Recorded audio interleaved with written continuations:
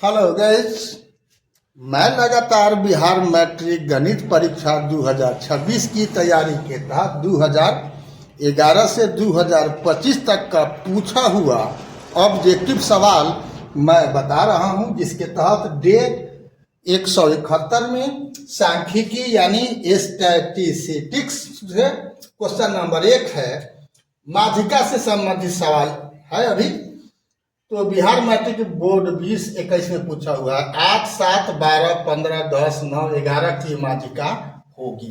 उसी ढंग से क्वेश्चन नंबर 2 में है 2, 6, 5, 4, 3, 1 की माध्यिका होगी। बिहार मैट्रिक बोर्ड 2012 में पूछा हुआ है। आपको ध्यान क्या देना है, अगर अवर्गीकृत हो यानी इस टाइप से हो तो उसको पहले आरोही या अवरोही क्रम में सजा लेना है। आरोही मतलब बढ़ते क्रम में, अवरोही मतलब घटते क्रम में। तो पहला सवाल का जो चर है 7, 8, 9, 10, 11, 12, 15, इसमें सजा हुआ नहीं है। यहाँ पर क्रम बाई क्रम लिख दिया गया है बढ़ते क्रम में।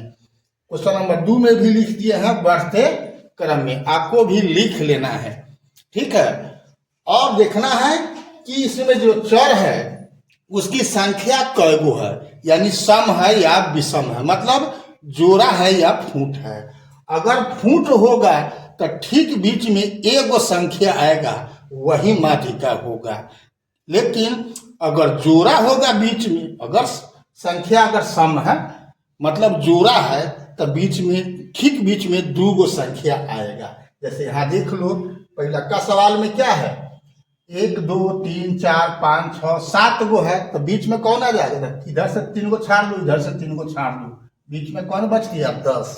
इसमें आंसर कौन हो जाएगा, पहला सवाल का उत्तर 10 हो जाएगा, माध्यिका 10 हो जाएगा।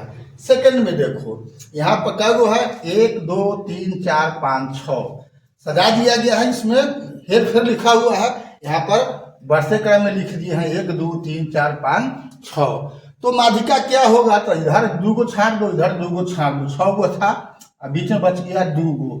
इसका माध्यिका क्या होगा 3 + 4 बटा में 2।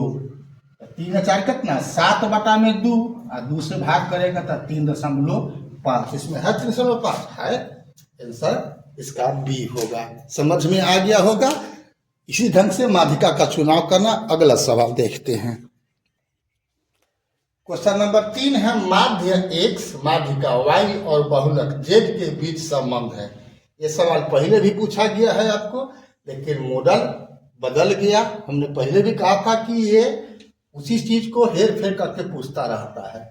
तो यहाँ पर क्या होगा, माध्य घटाव होता है बहुलक, माध्य घटाव बहुलक बराबर 3 × माध्य घटाव माध्यिका हो, आपका माध्यिका होता है। तो क्या हो जाएगा x - z बराबर 3 × x - y। आंसर हो जाएगा बी।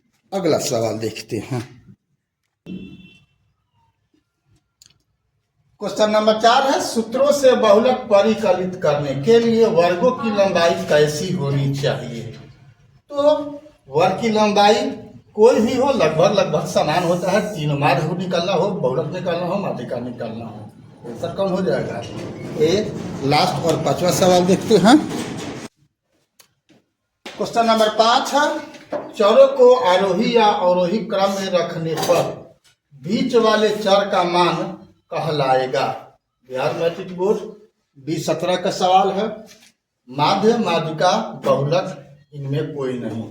हम इसके पहले अभी बता गए हैं, थोड़ा देर पहले माध्यिका कैसे निकलता है। जो अवर्गीकृत हो तो चर को सजा देते हैं बढ़ते या घटते क्रम में, उसी को कहते हैं आरोही या अवरोही क्रम में। तो क्या कहलाता है, माध्यिका। ऑप्शन बी राइट आंसर है।